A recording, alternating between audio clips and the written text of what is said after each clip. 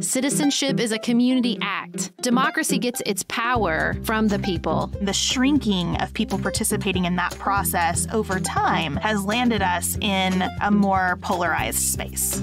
This is How to Be a Citizen from Pantsuit Politics. Over 4 episodes, we talk about how to vote, how to debate, how to think about our relationship to our government and our communities. Join us as we think about what America in 2020 should be and what we should be to America. Hi, everyone. This is Elise, Managing Director of Pantsuit Politics.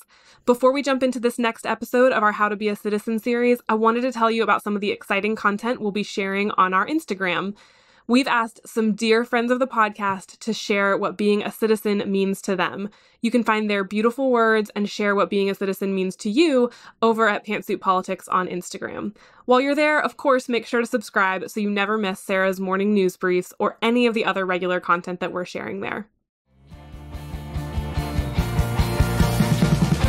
This is Sarah and Beth. You're listening to Pantsuit Politics, the home of grace-filled political conversations.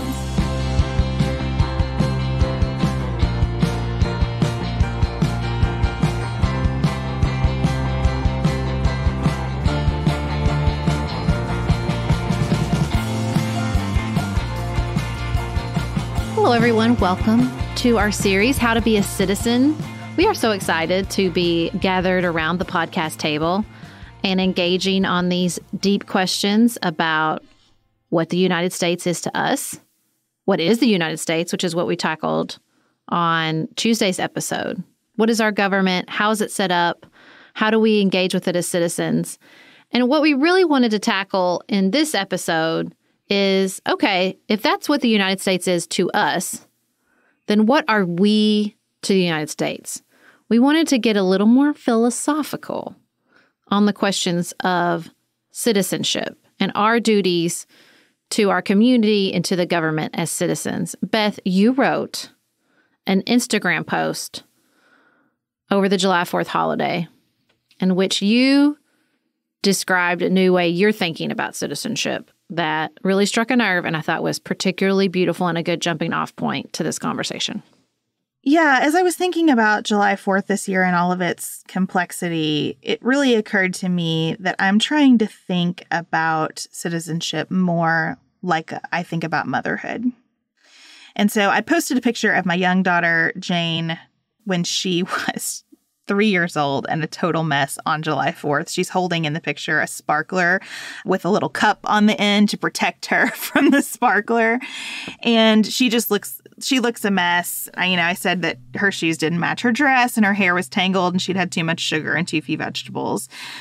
Like Jane in this picture, I think America is holding more than it really feels up to handle. And I do think America is tired and confused and a mess right now. And with both, I feel so much love for that mess and an interest in approaching my work as a citizen like my work as a mother. So on Instagram, I said, being a citizen is just like the work of being a mother. It takes everything you have. It asks you to be kinder, more patient, more generous, more thoughtful than you feel like being. It asks you to have the answers even as you're working out the questions for yourself. It's never complete.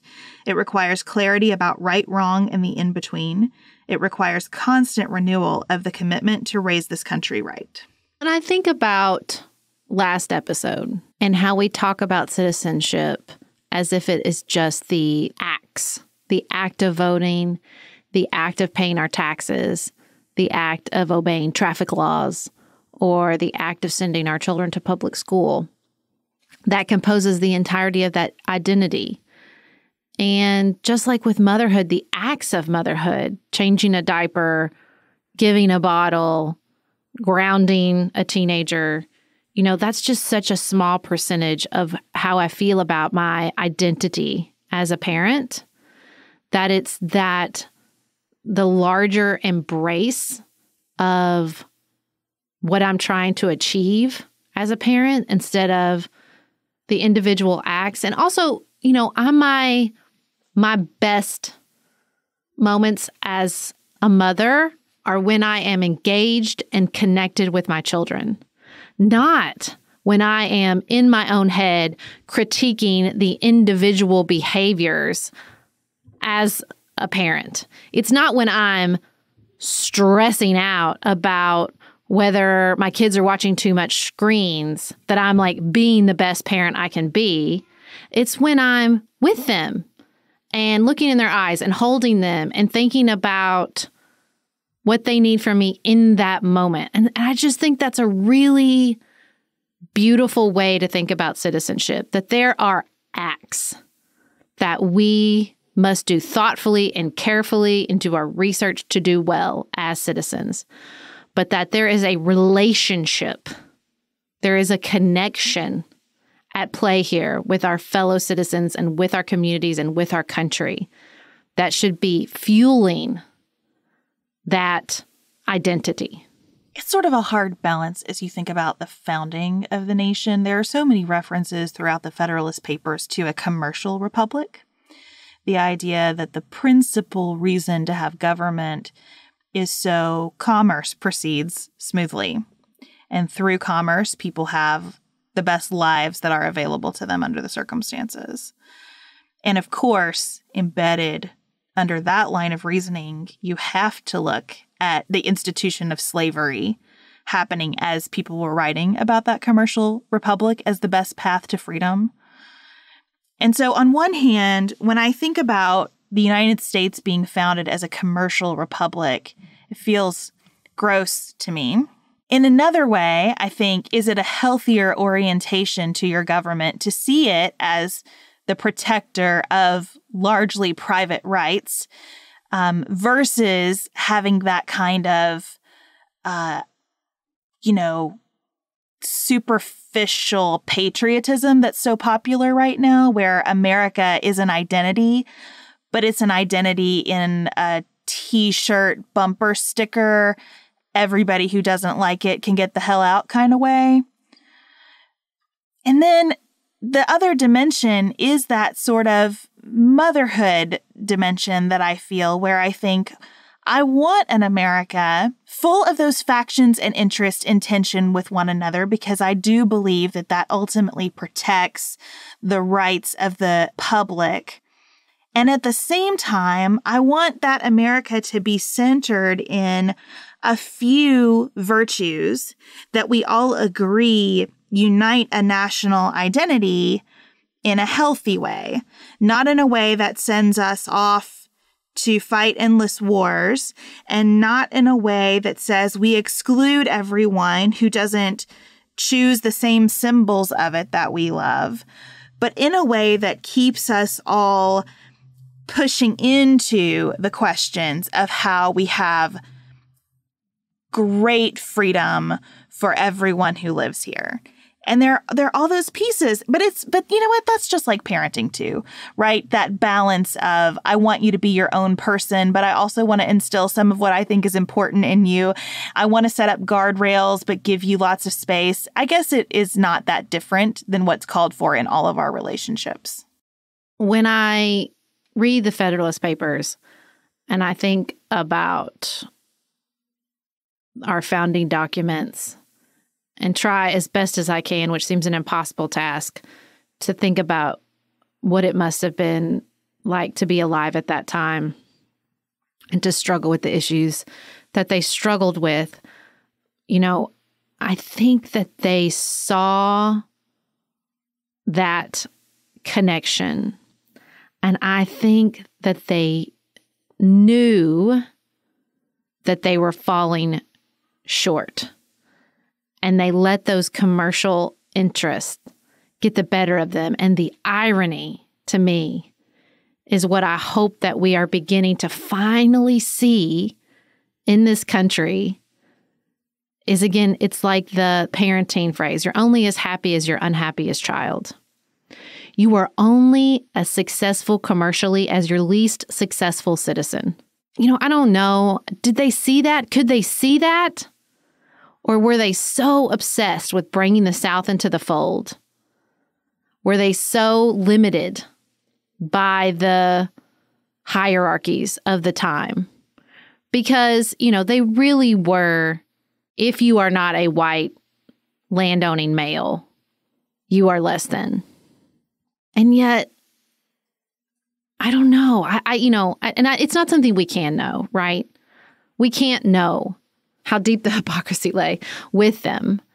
I just think that the unfinished symphony, the part of the United States that has driven us forward, the biggest changes we've made to those founding documents is this idea that we have to include the entire family in citizenship.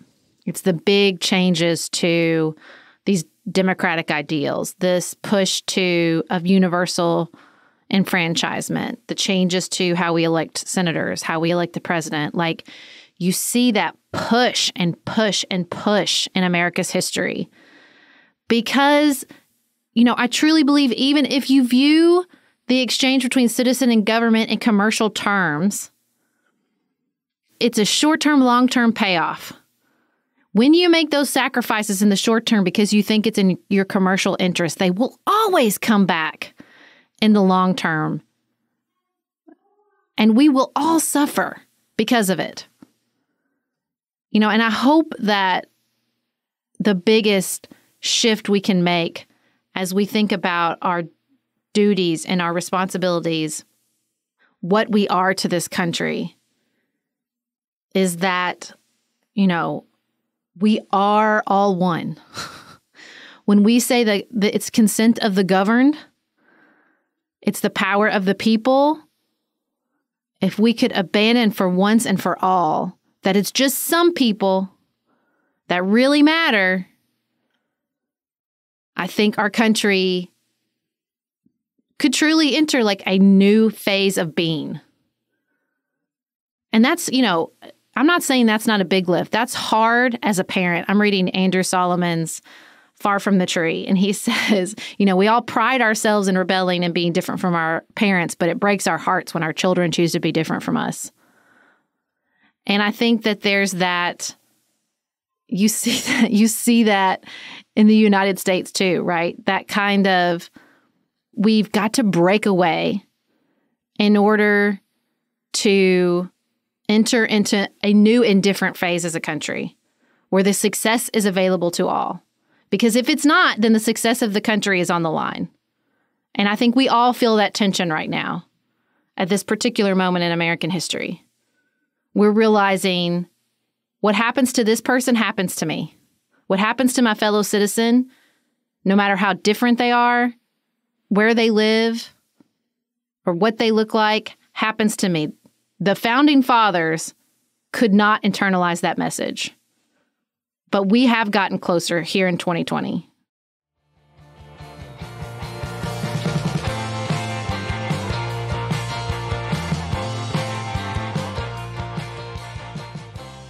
I think where we're struggling to reconcile some of the noble ideals about how people should be free with the institution of slavery in place at the time they were writing the Federalist Papers, the Constitution, etc.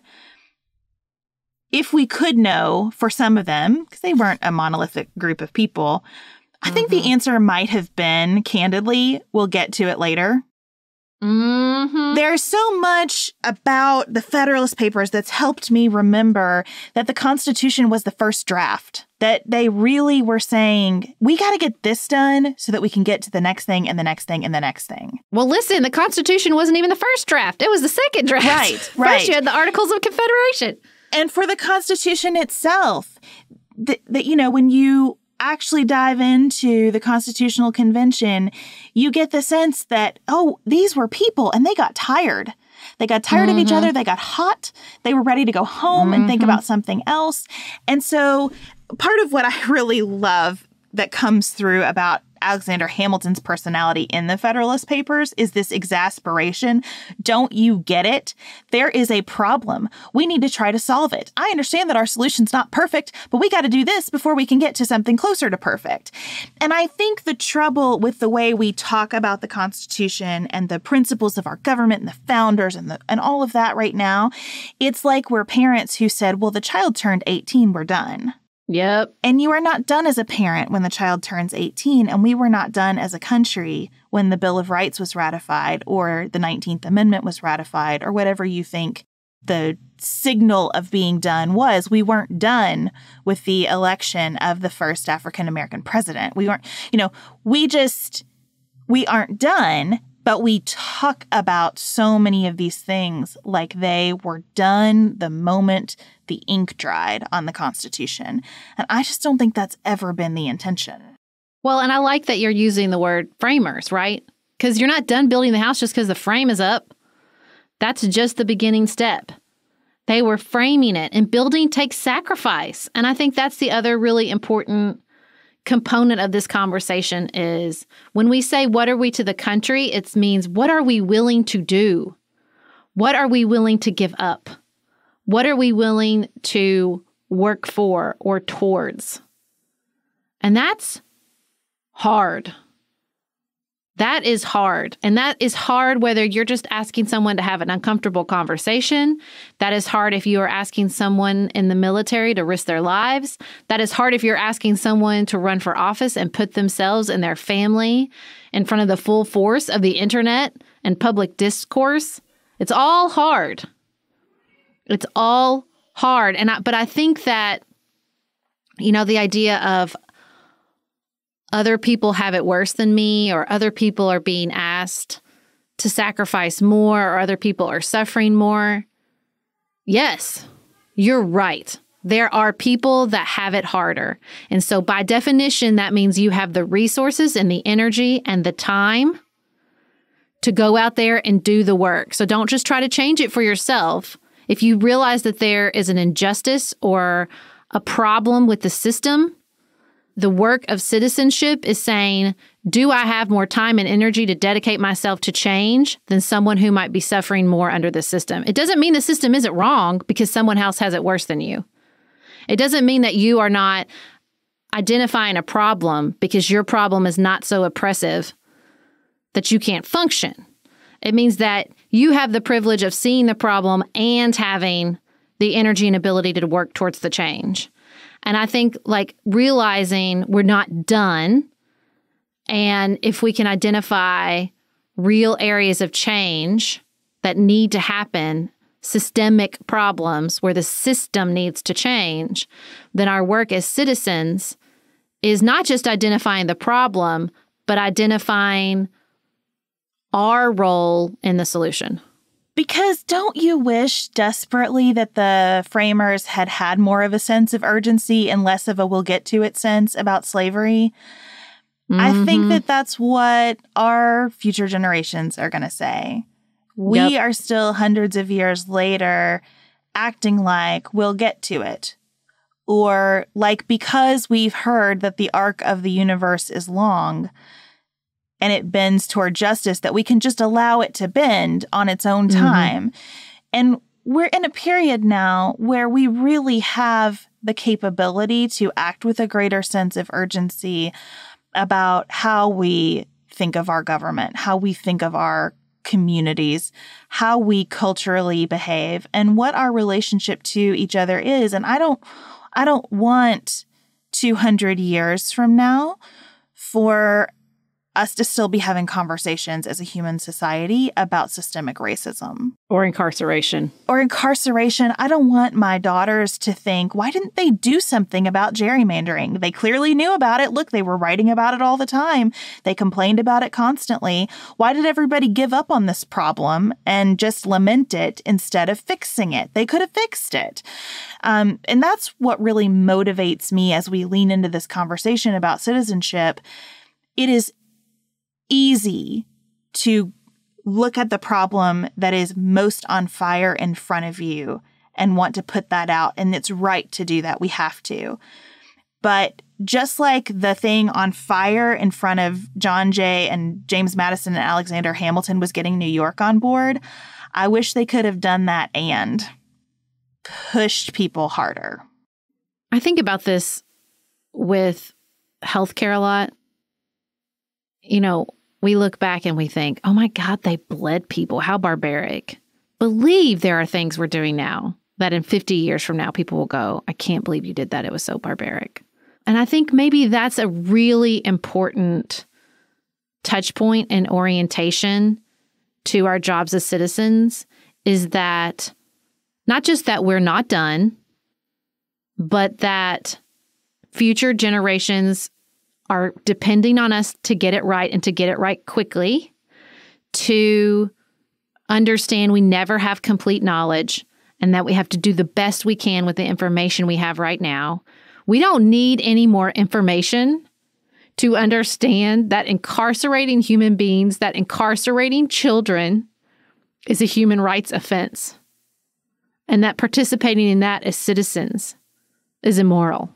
We don't need any more information about that. I don't. I'm kind of allergic to the word fix because, it's like parenting. Do we ever fix temper tantrums? I haven't. Do we ever fix, disrespect or, the kind of bubbling up issues you see at different... We don't ever fix it. We just keep working on it because the stakes are high, because we love our child and we want it to succeed. And so, with all of these bigger issues, I think you're right. I think tapping into that, how high are the stakes? How will future generations feel if we put this aside to work on later? It's a really good way to think about it. It's a really good way to a filter through which to see your role as citizen. And in a way that both increases and decreases the pressure. Mm-hmm. I think part of what is so disempowering right now is that we do feel if it can't be fixed, it can't be worked on. Yep. It's too hard, so nothing. And instead, if we find our place sort of in the flow of history and know that, yes, some of the things that we've done will look barbaric in 200 years. That doesn't mean the things that we know to be barbaric now can't be stopped. Mm-hmm. I think that is how I feel about the framers and the institution of slavery. We like to tell ourselves that they just didn't know. And to some extent, some of them, that's right, that their lives made it much harder to see clearly their actions for what they were. But we also see in their writings that they knew a lot.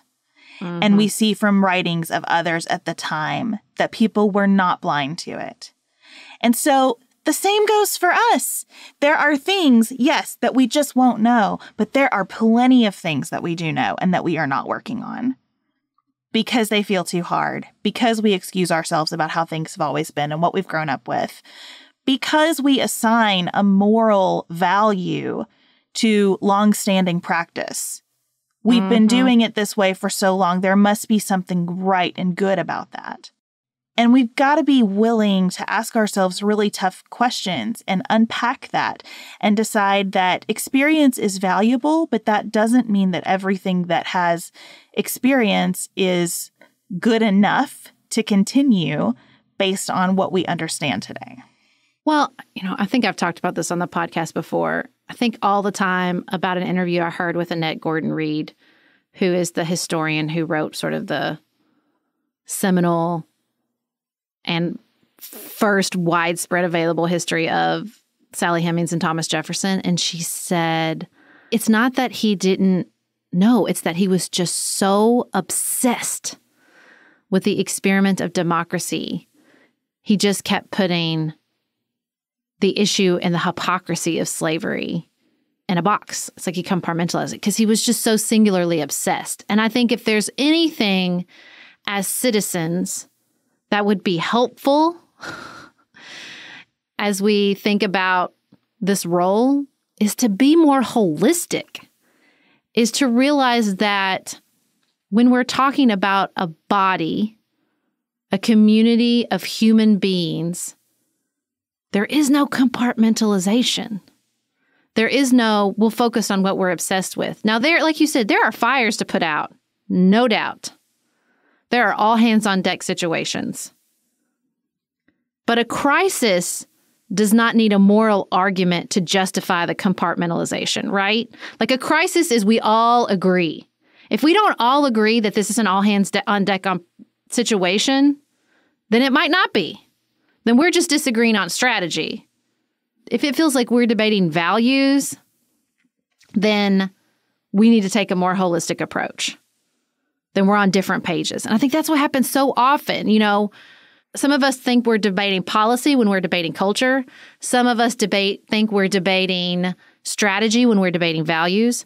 Some of us think that we're moralizing when really we're just prioritizing. And I think that's, why we always argue for grace, because the right for someone to be here, the belief that everyone belongs, means that we have, just by definition, we have to take a more holistic approach. And that, that means that moving forward as citizenship as a community act is going to be difficult, and it's going to be that messy, complicated process that we talked about in the first episode in the Federalist Papers. It's going to be slow. Two things come to mind for me listening to you right now. The first is when you say all hands on deck, I want to be really clear that, and I know what you mean by this, that all hands on deck does not mean 100% of the people. The fact that not 100% of Americans believe that COVID-19 is a crisis doesn't make it not a crisis. Yep. The vast majority of people believe that there is a problem here and see the problem and are trying to do something on a huge spectrum, but something to mitigate against it. That's good enough. We've never had 100% on anything, and we're not going to get it on anything, and that is okay. And we have got to stop wasting so much time and energy on the outliers. We have got to stop using even our social media feeds to constantly say, look at the outlier. Can you even believe it? Mm-hmm. Because in doing so, all we are doing is increasing the microphone and the standing of the outlier, when what we could actually do is just say the reasonable majority sees a problem. Now let's move forward on the strategy and the tactic around that problem. It's that orientation of individuals versus a collective. I just engaged on Facebook, which I should not have done, with one of my former foes at the city commission, one of the officers in the Sons of the Confederate Veteran. And he does what he always does whenever I engage with him on this topic, which is, well, did you know there were black slave owners? Well, did you know that there were Northerners who committed war crimes? Well, did you, it's this individual. Well, see, if we're just trying to get to 100%, then when I show you that there is a person of this identity who does not agree with this opinion, then scrap it. We don't have anything to talk about here. If there's one Candace Owens out there telling us that these protests are for naught, then forget it. Because we have put the individual opinion, the individual outlook on such a pedestal that we use it as a get out of the argument free card. Because we don't have a lot of great language when it comes to speaking about the collective and the community and even just systems. That's what I was trying to tell him. I don't know how to convey to you that when I speak about Confederate symbols, I am talking about systemic racism, not individual hearts and minds. I don't know how to get that across. And maybe you're right. The point is right. I don't need to. If enough of us agree that systemic racism is a problem, and spoiler alert, I think we're there, then we don't need to get 100% buy-in. And look, does it sound like we're talking about both sides of our mouths? Citizenship is a community act, and also you're just going to have to ignore part of the community. Yeah, sorry. It's complicated. It's as complicated as it was in that sweltering room when they only had a tiny percent of the population trying to come to agreement. It's not like they were getting 100% buy-in. They only had rich property-owning white guys in the room. And there were people among rich property-owning white guys who would have been happy to keep paying taxes to the king and stay a colony, So things move with or without everyone, and we got to keep moving with them. I think the second thing that came to mind for me in a related point when you talked about thinking more holistically, I love this book by Gillian Tett called The Silo Effect, The Peril of Expertise and the Promise of Breaking Down Barriers.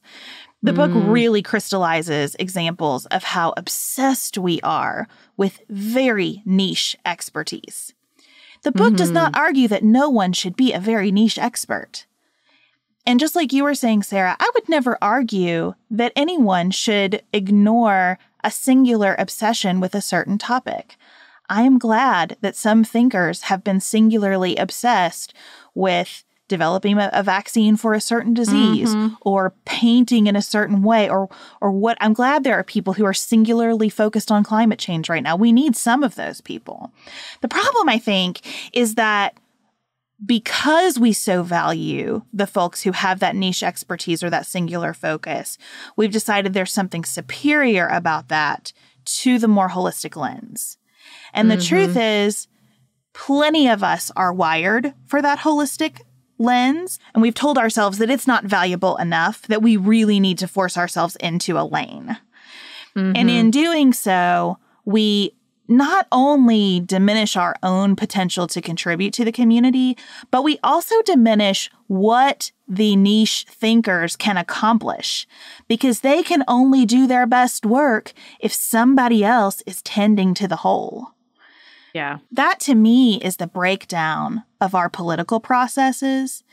We talk about this all the time, that it cannot be that this Congress is the worst Congress we've ever had, that politicians today are somehow worse human beings than politicians of generations past. It's that we have delegated more and more and more of caring for our country to a smaller and smaller group of people.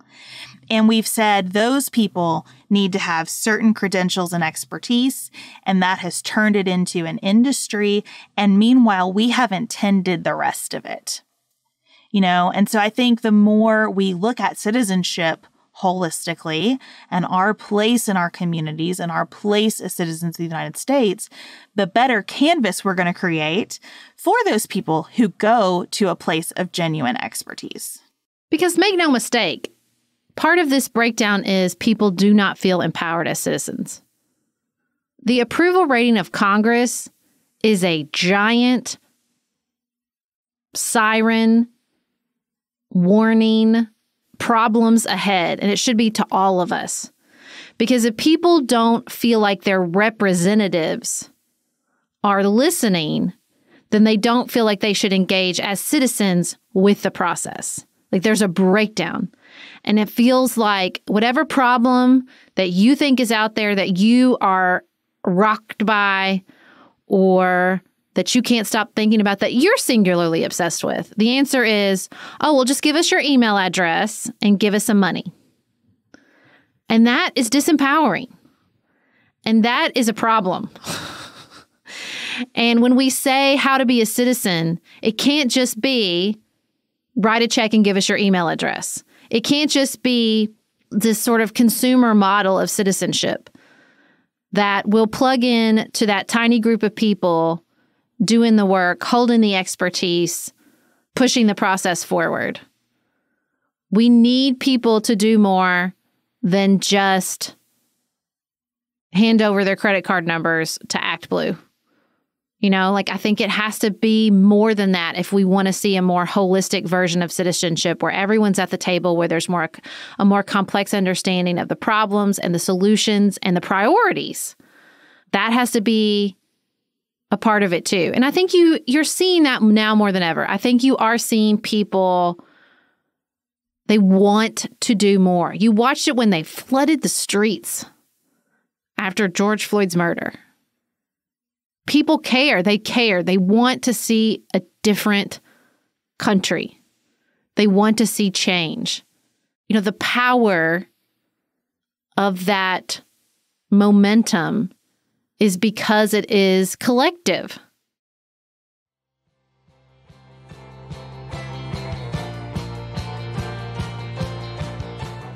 What else I've been thinking about when it comes to collective action is, drawing on my old school women's studies minor days, is just the power of consciousness raising. As citizens, how I think we forget about how powerful that is. To come together in a group and say, I see this problem in the system. Do you see it too? That is the real secret weapon when we talk about moving from an individualistic approach where we all just need to, as individuals, try harder, which no one in this podcast is telling anybody to do. I think that's the power of moving out of that it's up to me to try harder mindset, is to join with other people to have that vision expanded through the eyes and life and perspective of another fellow citizen. For someone to say, yeah, you're not crazy. I see that too. You're not crazy. My student loan debt is preventing me from living the life I want to live. I felt like I was sold a lie. You're not wrong. I see that too. I see that gender imbalance in my workplace. I see the racial, and I mean, that's what that moment in time, that video of George Floyd's death, it was like a massive consciousness-raising exercise across the country. That's why that was so powerful. That's why we saw its effect so quickly. Because we all looked around and said, oh my God, do you see it too? Oh my God. That's what those moments can do. And they don't all have to be a viral video. It can be moments in our homes, in our churches, in our schools, where we say, I see something wrong here. Do you see it too? Am I crazy? I feel alone. Tell me I'm not alone in this. Tell me I'm not alone in my heartbreak over incarceration. Tell me I'm not alone in my frustration of not being able to get ahead and give a better life to my children. Tell me I'm not alone in the terror of coming down with a chronic illness and not being able to pay my medical bills. Tell me it's not just me. That's what the power of that is. Well, I think the other thing that is really important to remember in all of this is that it does not feel good for the most part. It is, it sucks that it took the extreme brutality of George Floyd's murder, the extreme brutality on display in a video for so many, particularly white Americans, to say, oh my God. Yep. Because that video was not a surprise or an awakening for lots and lots of American citizens. It was confirmation of what they already knew. And it was another devastating reminder of what they already knew. And it was another act of violence upon them. And it sucks.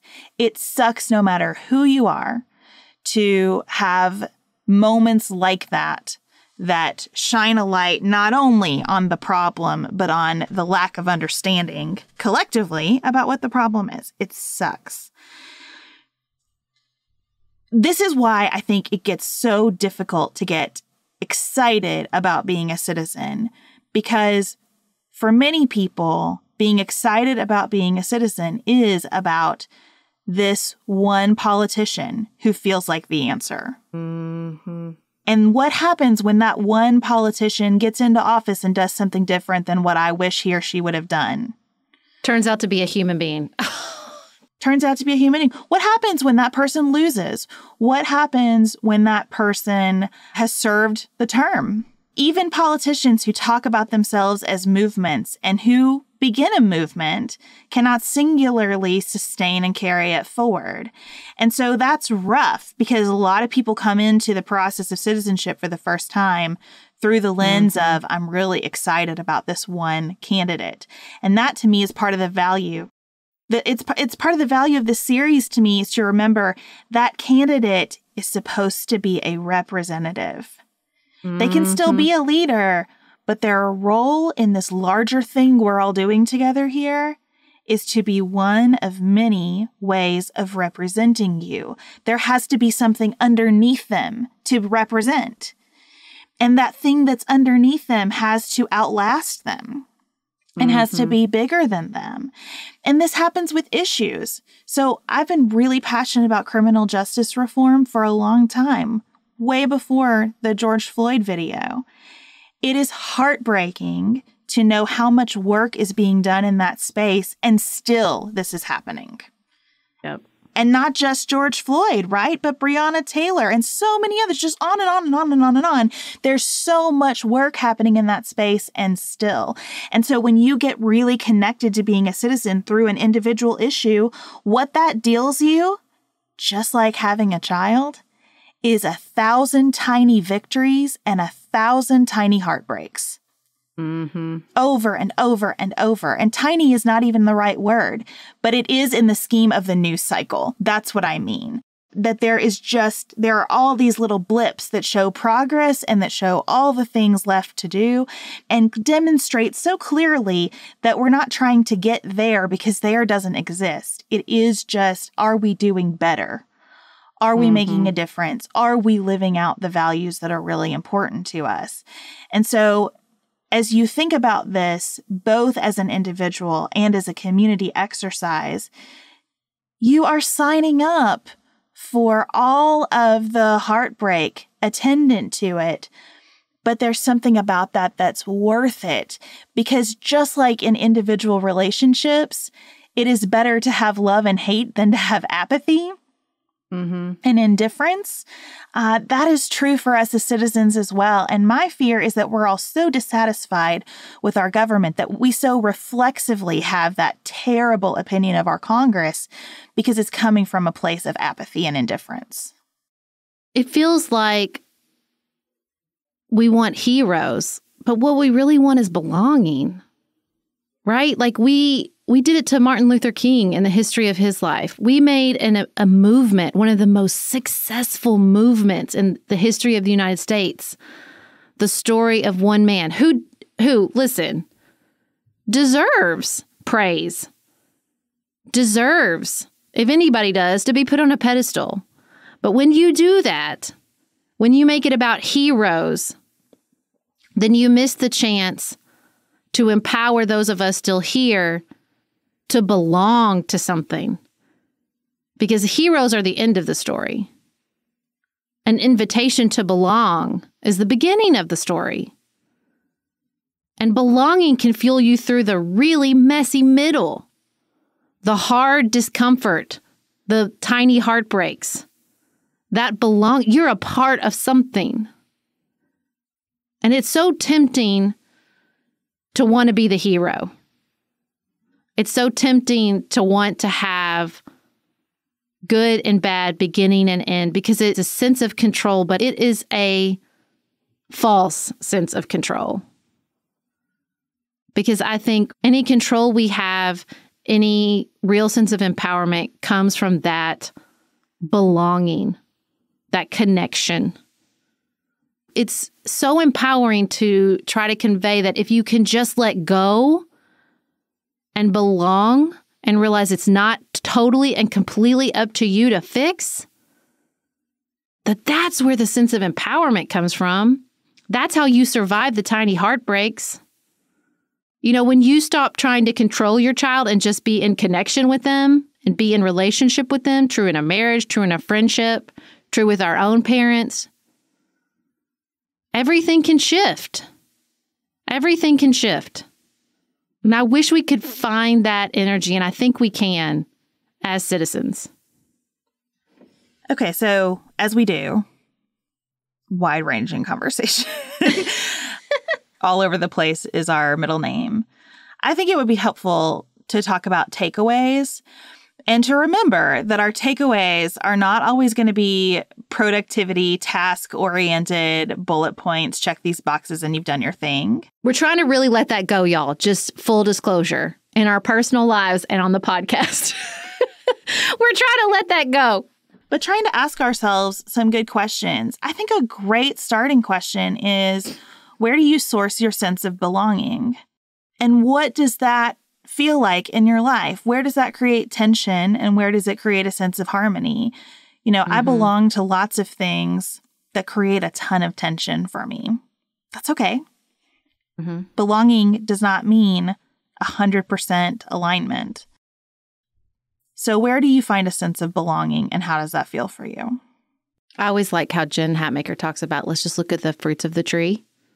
What are the fruits of the tree? If we feel overwhelmed by work to be done, disagreement, am I trying to raise the consciousness of my fellow citizens, or am I trying to convince those outliers? I think that what are the fruits of the tree? Does it give me energy? Is a good way to sort of plug in and feel out that tension.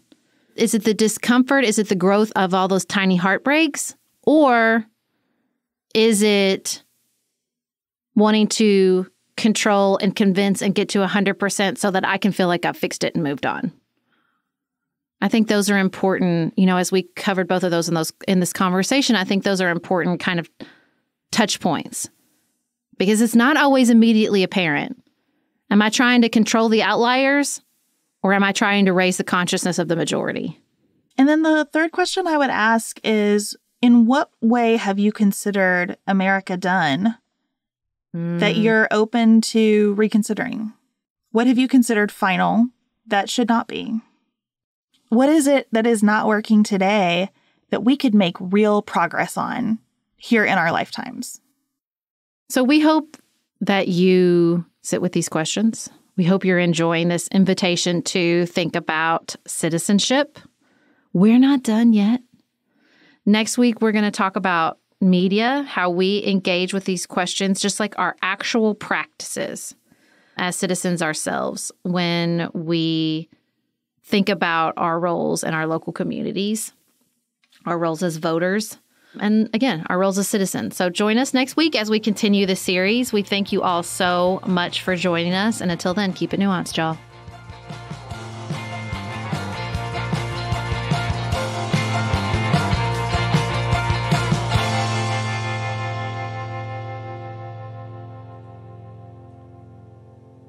Pantsuit Politics is produced by Studio D Podcast Production. Elise Knapp is our managing director. Dante Lima is the composer and performer of our theme music. Our show is listener supported. Special thanks to our executive producers, Tim Miller, Tiffany Hasler, Joshua Allen, David McWilliams, Allie Edwards, Martha Brunitsky, Amy Whited, Janice Elliott, Sarah Ralph, Barry Kaufman, Jeremy Sequoia, Lori Ladow, Emily Neasley, Allison Luzader, Tracy Putoff, Julie Haller, Jared Minson. To support Pantsuit Politics and receive lots of bonus features, visit patreon.com/pantsuitpolitics. You can connect with us on our website, pantsuitpoliticsshow.com.